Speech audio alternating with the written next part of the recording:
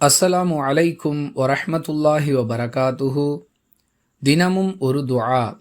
எல்லோராலும் கைவிடப்பட்ட ஒருவர் இந்த வாசகத்தை கூறுவது நபி வழி.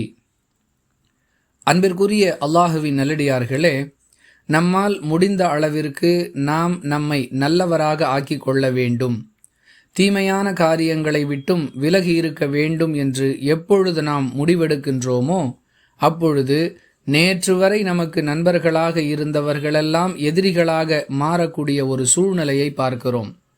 எந்த அளவிற்கென்றால் எல்லோரும் ஒன்று சேர்ந்து நம்மை எதிர்ப்பார்கள், நாம் தனித்து விடப்படுவோம், நமக்கு எந்த ஆதரவும் இல்லை என்று நம்முடைய மனம் கவலைப்பட்டு ஏங்கும் நிலைக்கு தள்ளப்படுவோம்.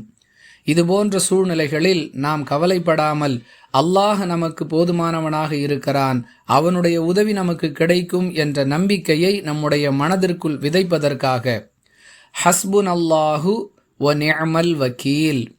மீண்டும் ஒரு முறை சொல்லுகிறேன், ஹஸ்புன் அல்லாஹு வ நிஅமல் வக்கீல்.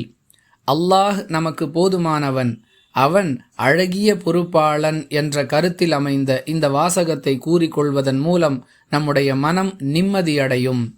இந்த தகவல் புகாரி எனும் நூலில் இடம்பெறக்கூடிய 4563வது ஹதீஸிலிருந்து கிடைக்கிறது. அல்லாஹுவின் தூதர் ஸல்லல்லாஹு அலைஹி வஸல்லம் அவர்களால் வழிகாட்டப்பட்ட ஒரு செயலை நாம் நடைமுறைப்படுத்துவது நிச்சயம் நமக்கு ஆறுதல் அளிக்கும் என்பதில் எந்த சந்தேகமும் இல்லை.